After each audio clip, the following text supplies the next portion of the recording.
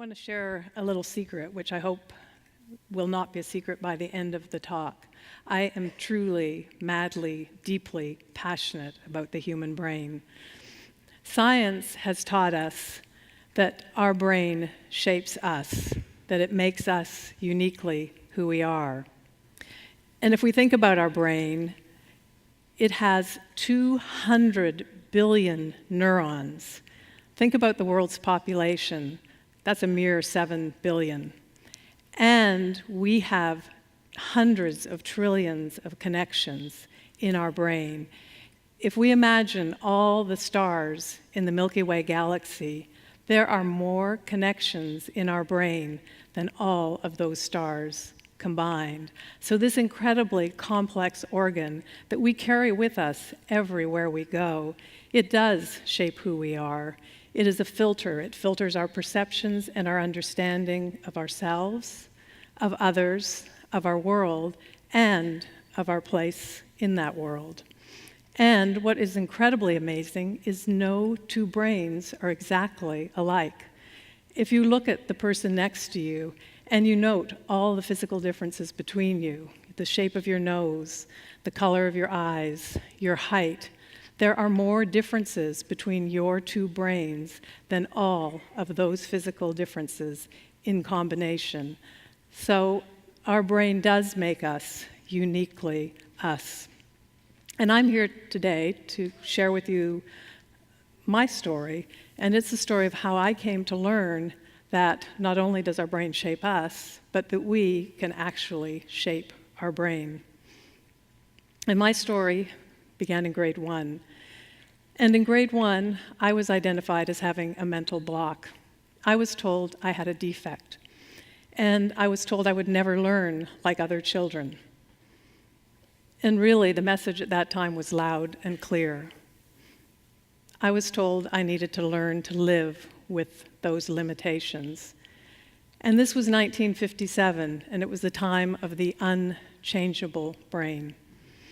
And childhood was a profound struggle for me. I couldn't tell time.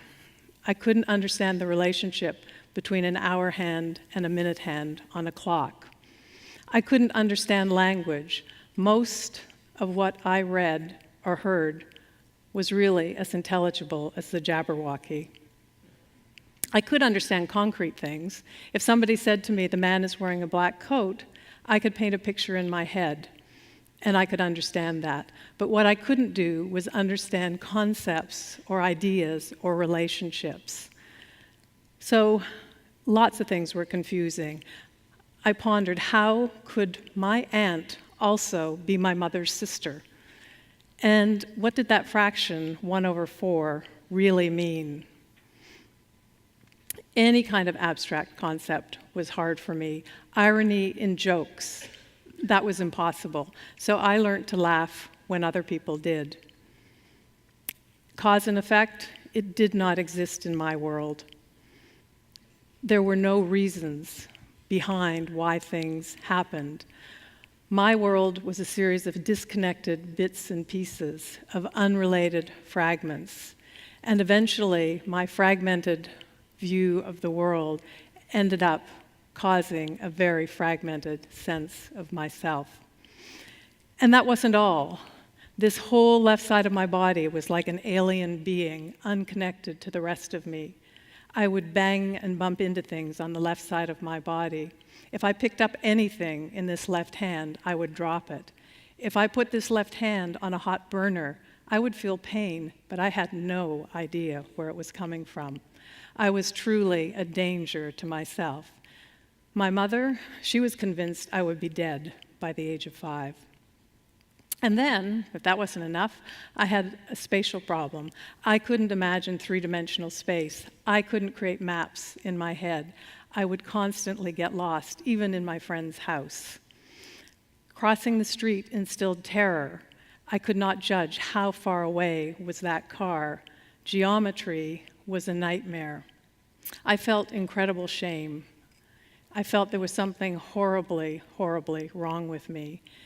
And in my child's mind, when I'd heard that diagnosis of having a mental block, I actually thought I had a wooden cube in my head that made learning difficult. And I didn't have a piece of wood in my head, but I wasn't far wrong. I had blockages, as I was later to learn, in very critical parts of my brain. And I tried all the traditional approaches. They were all about compensation and about working around the problem, finding a strength to support a weakness. They were not about trying to address the source of the problem. And they took heroic effort and led to rather limited results for me. Then, grade 8, I hit the wall. I could not imagine how I could go on to high school and handle more complex curriculum. The only option I could see was ending my life. So I decided to end the pain. And the next morning, when I woke up after my failed suicide attempt, I berated myself for not even being able to get that right. So I soldiered on, and part of what kept me going was an attitude that I learned from my father. He was an inventor, and he was passionate about the creative process. And he taught me that if there's a problem and there's no solution, you go out and create a solution. And the other thing he taught me was that before you can solve a problem, you have to identify its nature. So I continued my hunt. I went on to study psychology to try to understand what was wrong with me, what was the source of my problem. And then, in the summer of 1977, something life-altering happened. I met a mind like my own, a Russian soldier, Lyova Zizetsky. The only difference being his mind was shaped by a bullet, and mine had been that way since birth. I met Zizetsky on the pages of a book, The Man with a Shattered World, written by the brilliant Russian neuropsychologist Alexander Luria. As I read Zizetsky's story, he couldn't tell time. He described living in a dense fog. All he got was fragments, bits and pieces. This man was living my life. So now, at the age of 25, in 1977, I knew the source of my problem. It was a part of my brain in the left hemisphere that wasn't working. And then I came across the work of Mark Rosenzweig, and he showed me a solution. Rosenzweig was working with rats, and he found that rats in an enriched and stimulating environment were better learners.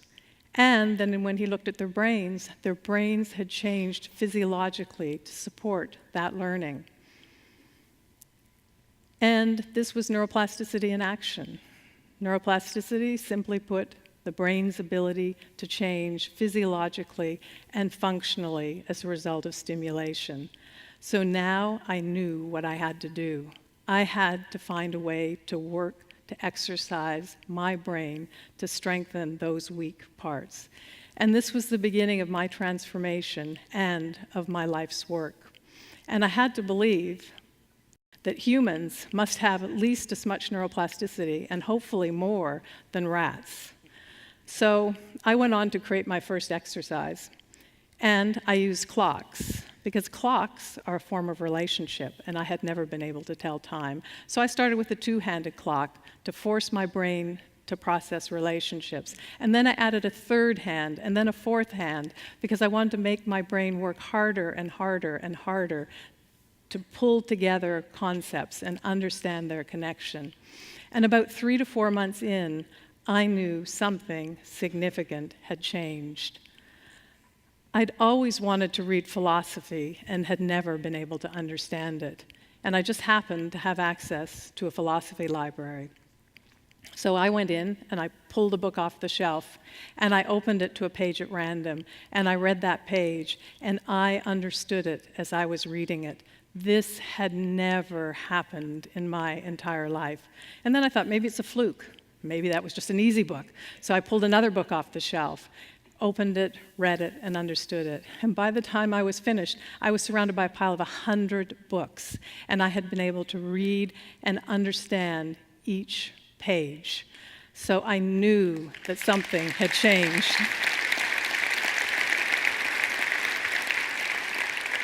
Thank you. My experiment had worked. The human brain was capable of change. And then I decided to create an exercise for that alien part of my body. And for that, I knew I had to work on an area in the right hemisphere, the somatosensory cortex that registers sensation. I created an exercise for that, and I am no longer a danger to myself. And then I decided that spatial problem, because I was really tired of getting lost. And so I created another exercise for that, and I don't get lost. I can actually read maps. I don't like GPSs because I like to read maps now because I can. So I knew now the brain could change. I was living proof of human neuroplasticity. And what really breaks my heart is that I still meet people today, children, individuals that are struggling with learning problems, and they're still being told what I was told in 1957, that they need to learn to live with their limitations. They don't dare to dream. And what I've learned since 1977, when I met Zizetsky and Luria and Rosenzweig, is that yes, our brain does shape us. It impacts how we can engage and participate and be in the world. And every single one of us has our own unique profile of cognitive strengths and weaknesses. And if there's a limitation, we don't necessarily have to live with it. We now know about neuroplasticity, and we can harness the brain's changeable characteristics to create programs to actually strengthen and stimulate and change our brain. And in 1966, Rosenzweig threw down a gauntlet. He said his challenge was, let's take what he learned with rats and apply it to human learning. And we need to embrace that challenge. We need to also challenge current practices that are still operating out of that paradigm of the unchangeable brain. We need to work together to take what we know now about neuroplasticity and develop programs that actually shape our brains to change the future of learning. My vision is of a world that we create in which no child has to live with the ongoing struggle and pain of a learning disability. My vision is that cognitive exercises become just a normal part of curriculum. My vision is that school becomes a place that we go to strengthen our brain, to become really efficient and effective learners engaged in the learning process, where not only as learners can we dare to dream, but we can realize our dream. And to me, this is the perfect marriage between neuroscience and education. Thank you.